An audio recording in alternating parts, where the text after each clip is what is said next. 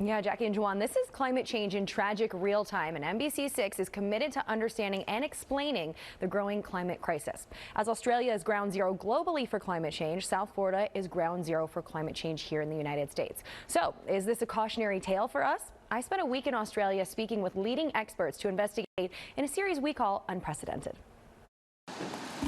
We've been going this non-stop for 5.5 months. We have not had a break. We started early on the northern part of the state, but it never stopped. A summer of fire and ash haunts Australia. The scope of damage from hundreds of massive brush fires is staggering. 30 lives, 27 million acres, 1 billion animals, hundreds of firefighters hurt, close to 3,000 homes incinerated.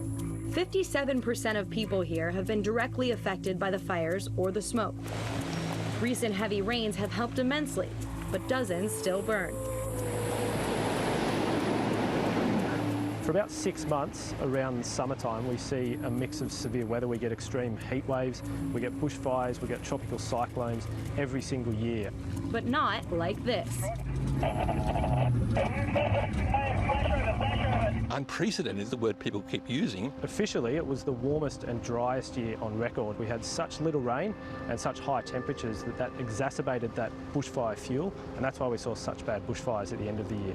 But these temperatures and winds and drought were amplified by a third distressing factor.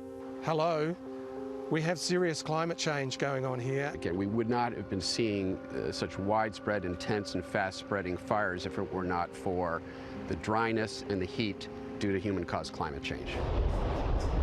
Why should someone watching this in the United States, in South Florida, care about what's happening thousands of miles away in Australia? Well, what's happening here in Australia is really a warning to all of us. Pretty soon, we are going to see the same sorts of unprecedented events. Florida is no stranger to fire, but large-scale blazes are mitigated by controlled burns and built-in humidity. Here, the threat of climate change is not a song of fire, but of water. One of the biggest impacts of climate change is sea level rise. And most people here in South Florida live at about sea level and near the sea. If you're in southern Florida, if you've experienced flooding from these king tides, add on these intense hurricanes and the storm surge from those events, pretty soon you're talking about large parts of the coast of Florida becoming uninsurable. Sea levels are projected to rise between 8 and 14 inches over the next 10 years, between 1 foot and 2 feet in 20 years, and as much as 3 feet by 2060. Whether it's fire or water, climate change is Earth's most formidable threat. The lessons of Australia echoing across the globe for those willing to listen. If we continue to warm the planet, larger and larger regions of the United States and Europe will become uninhabitable to human beings, essentially. My plea to the rest of the world is don't go down this path. If we just ignore it, it'll go away and we will go away with it.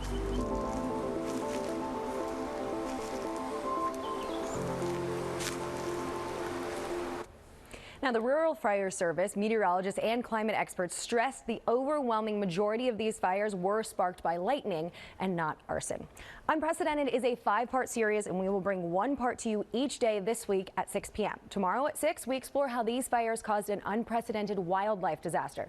Could iconic animals and species go extinct? And for the in-depth version of today's episode, Fire and Water, visit NBC6.com and learn how massive fires like this are creating their own lightning and even more fires, and how these climate change-fueled blazes are in turn making climate change even worse. Angie Laspin, NBC6 News.